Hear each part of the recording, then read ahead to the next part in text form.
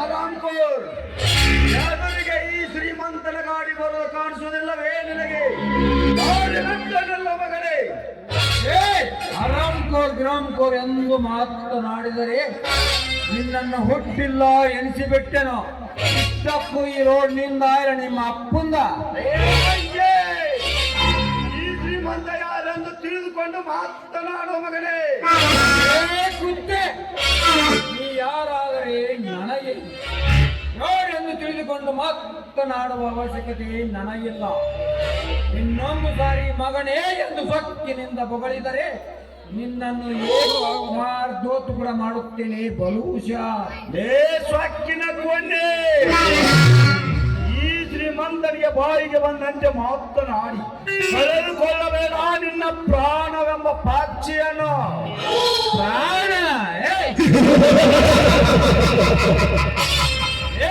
ಸತ್ತನಾಮಾತ್ಮನ ಮಗನೇ, ಈ ಕರ್ಣನ ಪ್ರಾಣ ತೆಗೆಯುತ್ತೇನೆಂದು ಬಂದ ನಿನ್ನಂತ ನನ್ನ ನಾಡಿಗೆ ಈ ಕರ್ಣನ ಒಂದು ಕೂದಲನ್ನಲ್ಲಾಡಿಸಲು ಸಾಧ್ಯವಿಲ್ಲ.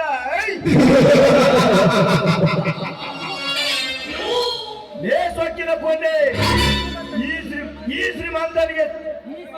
ಈ ಶ್ರೀಮಂತನೆಂದರೆ ಹರಿಹರ ಬ್ರಹ್ಮಾದಿಗಳ ಶರಣೆಂದು ಸಲಾಂ ಹೊಡೆಯಿತು.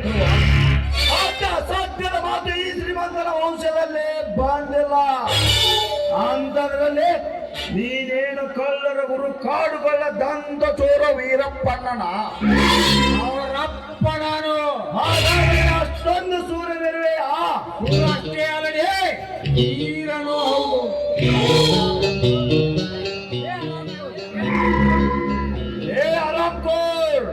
ಈ ಶ್ರೀಮಂತರಿಗೆ ಸಿಕ್ಕಂದ ಮಾತನಾಡಿ ಈ ಶ್ರೀಮಂತನ ವಿರುದ್ಧ ವಾದಿಸಬೇಡ.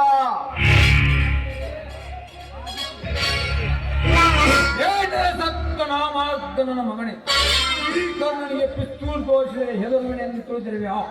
ಅದೇ ಮಾತು ನಿಜವಾದರೆ ಆಗಲೇ ನನ್ನ ಎದೆಗೆ 25 ಹರಿಗೆ ಸಾಹಸ ಸಿಂಹ ಎನಿಸಿಕೊಂಡಿರುವ ಈ ಶ್ರೀಮಂತ ಸಿಂಹಕ್ಕೆ ಇಷ್ಟೊಂದು ಸೊಕ್ಕಿನ ಮಾತನಾಡುತ್ತೇವಾ? ಯಾರು ನೀನು?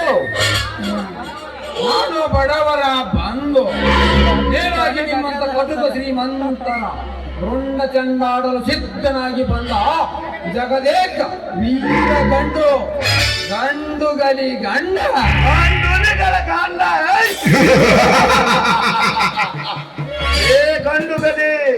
ಗಂಡುಗಲಿಗಳೆಂದು ಮೆರೆದು ಎಷ್ಟೋ ಜನ ಸೂರಾದಿ ಸೂರರ